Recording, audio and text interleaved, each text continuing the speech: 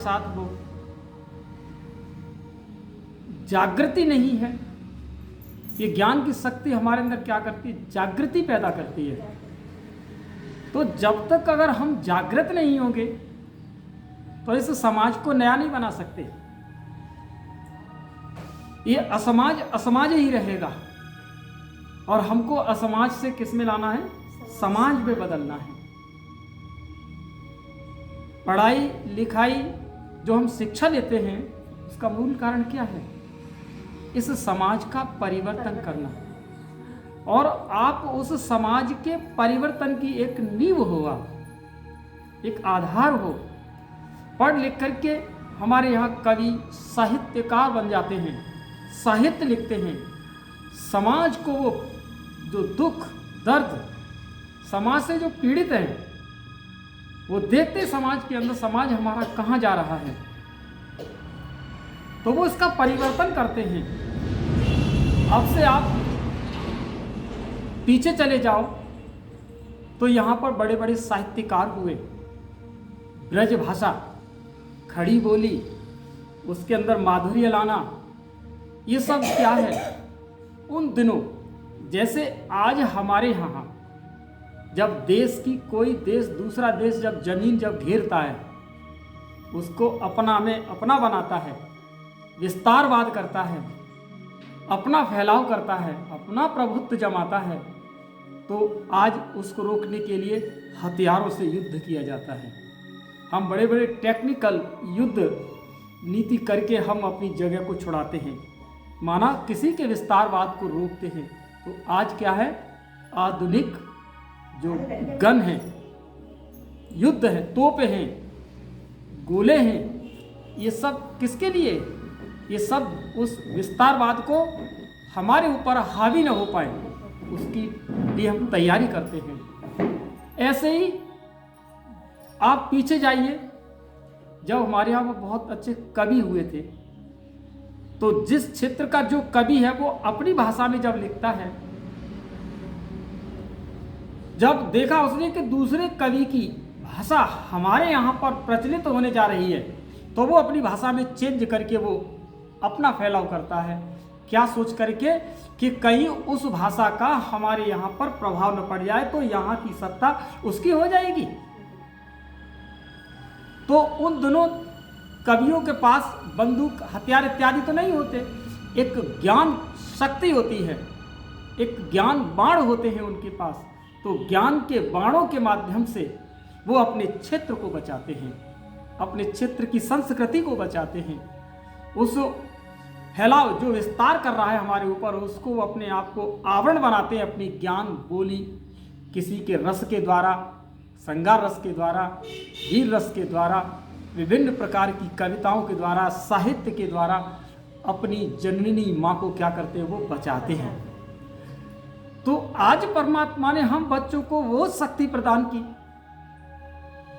क्या ये कह सकते हैं कि जब एक कोई कन्या जब अपने माँ बाप की सारी इज्जत को दांव पर लगा करके जब दहलीज को पार कर जाती है, वो किसी की हो जाती है, तो उसने ये नहीं देखा कि मेरे माँ बाप की इज्जत क्या होगी, वो एक की हो गई। लेकिन जब हमारा आपका कदम जब परमात्मा राह पर उठता है, उन दिनों कवियों ने भी संसार को बहुत झेला, विभिन्न प्रकार की यातनाओं से खुद को पीड़ित रहे। आज परमात्मा हम बच्चों को मिला है, तो ये सोचते हुए कि हम सुबह अपना कदम उठाएंगे, ज्ञान मनन चिंतन करते हुए इस समाज को परिवर्तन करने के लिए हम अपने कदम उठाएंगे और लौट के शाम को हम अपने घर आ जाएंगे। अगर कोई कुछ अगर कहता है तो हम ये कह सकते हैं हम उससे तो अच्छे हैं, जिसने अपने माँ बाप की इज्जत को दांव पे लगा दिया, हम उसकी नींव को उसकी दहलीज को पार करके निकल गए। उससे तो अच्छे हैं कि हम परमात्मा की राह का कार्य करते हैं और कार्य करने के बाद हम शाम को लौट के अपने घर आ जाते हैं। उससे अच्छे हैं, उससे तो अच्छे हैं। तो जब तक हमारे अंदर इस चीज की जागृति पैदा नहीं करोगे, अरे तुम किसका कार्य करने जा रहे हो? हम भगवान का वो कार्य कर रहे हैं। उस समाज को जो असमाज में बदला हुआ है हम उसे बदलने का प्रयास कर रहे हैं, तो हमें किस बात की हिचक, किस बात की शर्म और किस बात का डर? डर अगर अंदर है तो कभी भी व्यक्ति सफल नहीं हो सकता। हमें सफल होने के लिए हमें निडर बनना होगा। समाज आप और हम निर्माण करते हैं। कल के कवि सम्मेलन में यही तो बताया गया था कि God made the man and made the town, माना भगवान ने इंसान बनाए और इंसान ने गांव बसाए और गांव से कस्बे बनाए और कस्बों से शहर बने। तो आज हमारे समाज में जो कुरीतियां हैं, जो अज्ञानता का जो फैलाव है, उसी को तो बदलना है। आप तो एक मात्र शक्ति हो, और मात्र शक्ति जो कहते हैं कि नारी पूजनते, नारी की पूजा तभी है जब वो अपने आप में विद्वान है। तो जब आप अपने के अंदर, समाज के अंदर ये शक्ति को जागृत नहीं करोगी तो परिवर्तन कैसा, ज्ञान कैसा?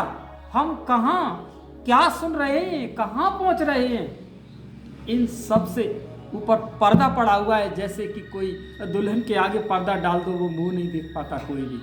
तो हम भी, ज्ञान भी उसी तरीके से रह जाएगा अंदर कि हम क्या समझ रहे हैं। कहीं ऐसा तो ज्ञान सुनने के साथ साथ पर्दे के अंधेरे में ही बैठे हों, तो इसको क्या कहेंगे? आज हम किस में हैं? फिर अंधेरे में ही कहे जाओगे। इसीलिए हमें रोशनी लानी है, और ऐसे रोशनी लानी है कि खुद को, माना खुद का घर जलाकर हमें इस जहां में रोशनी करनी है। ऐसा कदम हम बच्चों को उठाना है, तब जाकर के वो जो संस्कार बन के तैयार होगा, तब उस संसार के आप अधिकारी हो। यूं ही नहीं मिल जाता भाग्य, यूं ही नहीं बनता भाग्य। बिना त्याग के कभी बनता नहीं। हमें अपना भाग्य बनाना है, त्याग करना है, लोक लाज को त्यागना है, तब जाकर के एक अपने ही इस घर को फूंकना है, तब संसार में रोशनी को करना है, तब कुछ नया कर पाएंगे। अन्यथा हम देह और देह के ही भान में जीते हुए इस शरीर को छोड़ देंगे तो कुछ प्राप्ति नहीं होगी। जब कोई चीज जल जाती है तो कुछ रह जाता है ना। तो जब अंदर से देह अभिमान जल जाएगा, अहंकार जल जाएगा, मोह जल जाएगा, तो कुछ तो रह जाएगा। जब कोई चीज जलती है तो कुछ छोड़ जाती है। तो इस शरीर के अंदर, जो इस समाज के अंदर जो कुरीतियों को जो फैली हुई है, हमें उनको क्या करना है? अपने ऊपर शक्तिशाली स्थिति बना करके हमें इसको जलाना है, तब जाकर के कहीं हम इस संसार को रोशनी दे पाएंगे। हमें वो शक्ति पैदा करनी है, किसी को देखना नहीं है। बाबा ने क्या कहा? बच्चे केवल अपने को देखो और मुझे देखो।